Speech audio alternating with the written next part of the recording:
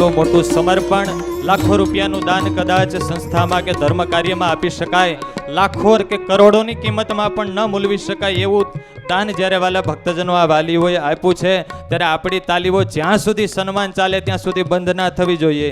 ગુરુદેવ શાસ્ત્રીજી મહારાજ, જોગી સ્વામી, હરિપ્રસાદ સ્વામી, આ વડીલ સંતો પણ આ બધા ભક્તો ઉપર આશીર્વાદ વર્ષાવતા હશે કે અમે જે આ સંસ્થાનો પાયો નાખ્યો, જે સ્વામિનારાયણ સંપ્રદાયની સ્થાપના કરી, ગામડે ગામડે ફરી અને જે કષ્ટો સહન કરીને આ સંપ્રદાયનો બાગ લીલો કર્યો, અને એ બાગને લીલો રાખવા માટે જેમણે પોતાના કાળજાના કટકા સમાન દીકરાઓને આ સંપ્રદાયને ખોળે, ગુરુ મહારાજને ખોળે, ભગવાન સ્વામિનારાયણને ખોળે અર્પણ કર્યા છે, ત્યારે લાખ લાખ ધન્યવાદ વાલા ભક્તજનો, આ પરિવારજનોને છે કોટી કોટી વંદન ત્યાં બેઠા થકા કરજો.